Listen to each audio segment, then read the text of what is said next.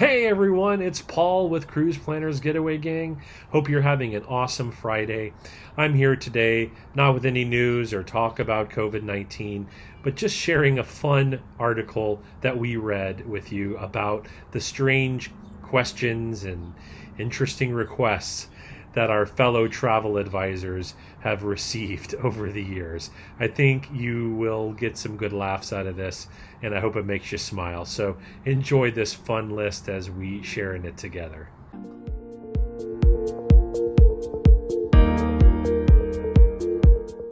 One of the most popular destinations, especially here from Phoenix and Los Angeles, that we work with clients on is Hawaii.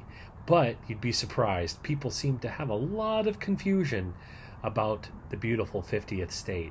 Here are some other questions and comments shared by our fellow travel advisors. I want to go to Hawaii, but don't fly and don't want to go on a boat. Can I take a train? Do they serve real American food in Hawaii? Do Hawaiians still live in grass huts? Do you need a passport to visit Hawaii?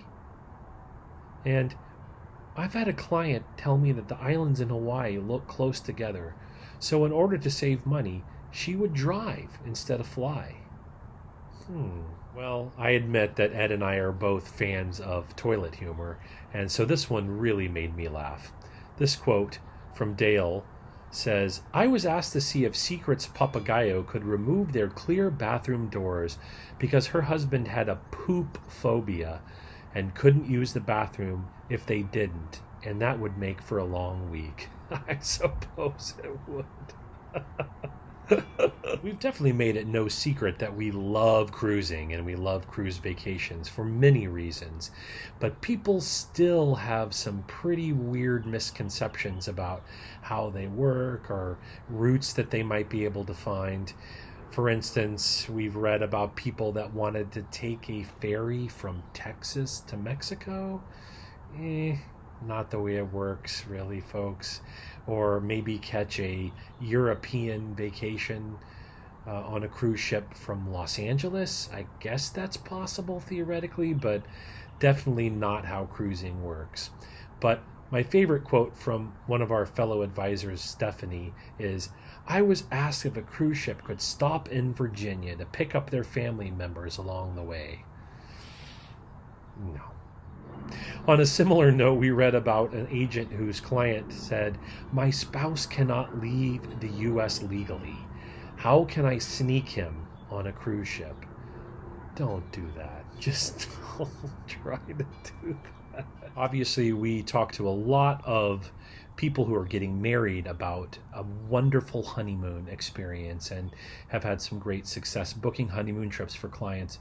Here's a great quote that I just had to share with you from another advisor.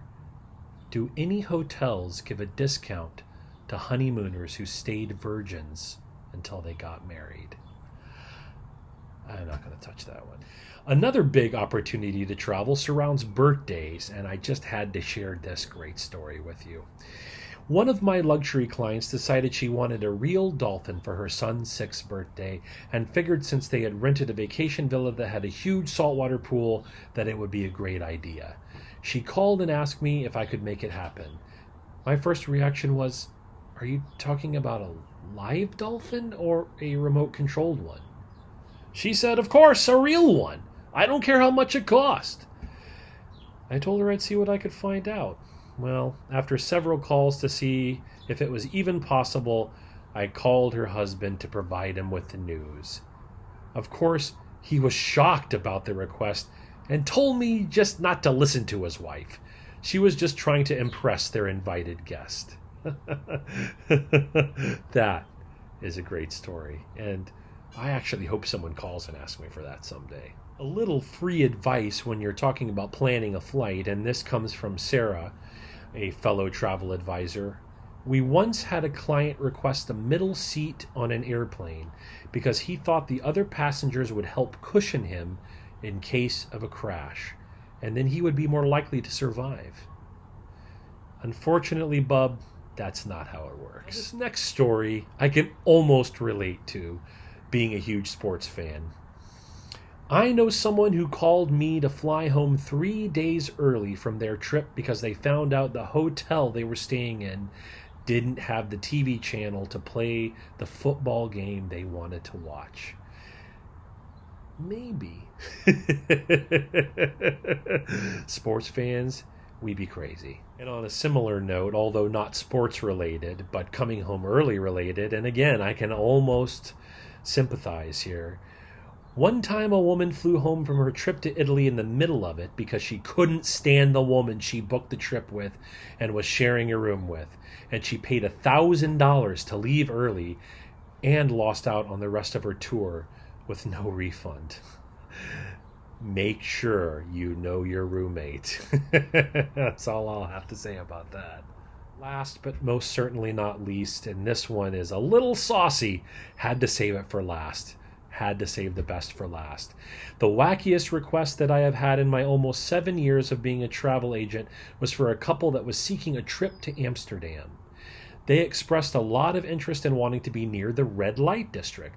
No worries, I found them a boutique hotel in the middle of the red light district. Problem solved. Then they asked if I could assist them with setting up a potential third party to join him and his wife in their hotel. It took me a moment to realize what he was asking me to do. They wanted to have an experience with a prostitute and asked for my recommendation on how to set it up. I was shocked. I thought they were making a joke, but they were serious. Well, that just goes to show you that we never know what someone's going to be asking on the other end of the phone when we pick it up. And I appreciate Travel Pulse for sharing these travel advisor stories. I hope you laughed at them as much as we did.